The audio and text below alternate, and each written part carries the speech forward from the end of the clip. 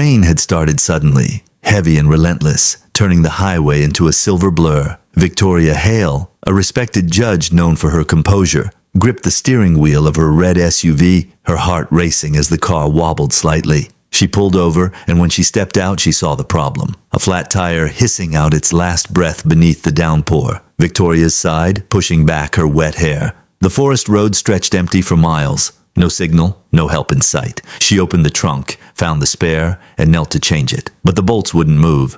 Her designer heels slipped in the mud, her hands trembled with cold, and frustration burned behind her tired eyes. She had faced courtroom storms fiercer than this. Yet now, stranded in the rain, she felt helpless. Thunder cracked overhead as tears mixed with the raindrops on her cheeks. She'd left the city in a hurry, hoping a drive would clear her head after a morning filled with painful decisions. One of them being the custody case of a struggling single father accused of neglect. She'd seen hundreds like him before, pleading, promising, praying. Still, her duty was the law. Justice didn't bend for emotion, or so she told herself. Then, from the distance, headlights cut through the rain. A beat-up old pickup truck slowed down and stopped behind her. A man stepped out, his jacket soaked, boots worn, yet his face carried a quiet strength. He looked like someone life had tested but not broken. "Need a hand, ma'am?" he called out through the rain. His voice steady but gentle. "Before the story unfolds, take a second to show that kindness still matters. Cloud with rain. If you believe in second chances and compassion, please like, comment, share, and subscribe to Kindness Journal, because stories like this remind us that good hearts still shine in a storm."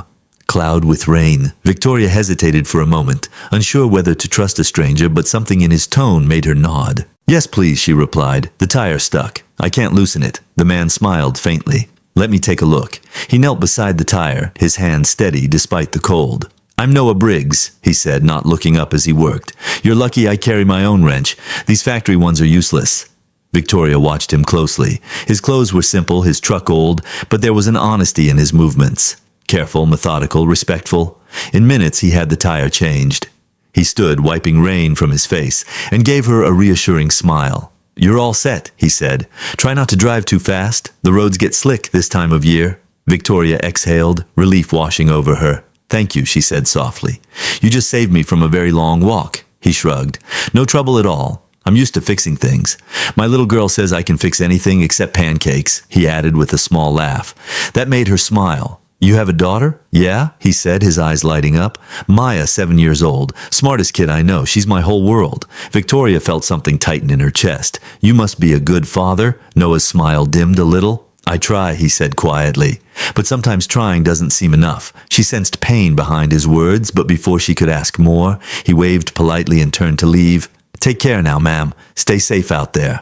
As he drove away, Victoria stood motionless in the rain, her thoughts tangled. There was something hauntingly familiar in his name. She couldn't place it until the next morning when she stepped into her courtroom and saw him again. Noah Briggs, the man who'd helped her in the rain. He was the father from the custody case. The shock hit her like a jolt of lightning. Her heart sank as she looked down at the file before her. The social worker's report painted a grim picture. Low income, long working hours, missed school appointments. But what the papers didn't show was the man she'd seen kneeling in the rain to help a stranger with no expectation of reward. Noah stood before her, his hands clasped nervously. He looked exhausted, wearing the same worn-out jacket, but his voice was calm when he spoke. "Your Honor, I'm doing my best for my daughter. I work 2 jobs and I make sure she's cared for.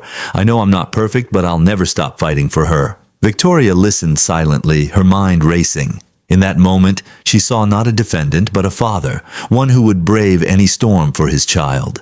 The image of him standing in the rain replayed in her mind, and for the first time in years, she felt the line between law and mercy blur. After reviewing the evidence, she spoke gently but firmly. "Mr. Briggs, while this court acknowledges the concerns raised, it also recognizes the effort you've made to provide a stable, loving environment for your daughter.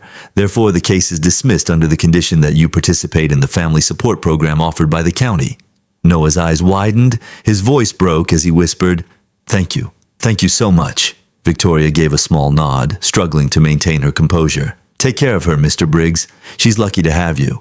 When he left the courtroom, relief and gratitude pouring off him like sunlight after a storm, Victoria sat still for a long time. That night, as she drove home under clear skies, she thought about how fate had woven their paths together. The man she might have judged harshly on paper had shown her more integrity than most people she'd ever met. A week later, Noah received a letter in the mail. It was from Judge Victoria Hale. Inside, a simple note read, "Dear Noah, the day you helped me in the rain reminded me that true character shows when no one's watching. You taught me that kindness is a law the world should never forget." Enclosed is a contact for a community job program. I hope it opens doors for you and Maya. Victoria. Noah sat at his small kitchen table, reading the letter over and over, tears blurring his vision. Maya ran up to him, tugging his sleeve. "Daddy, why are you crying?" He hugged her tightly and smiled. "Because, sweetheart, someone up there decided to give us a second chance." From that day on, life began to change. Noah got a steady job at a local repair center through that program. He no longer worried about rent or groceries. Evenings were spent making pancakes with Maya, ones she always burned, but he never complained. And sometimes, when the rain would fall softly against their window, he'd look outside and smile, remembering the stranger who taught him that even when life feels unfair, goodness has a way of finding its way.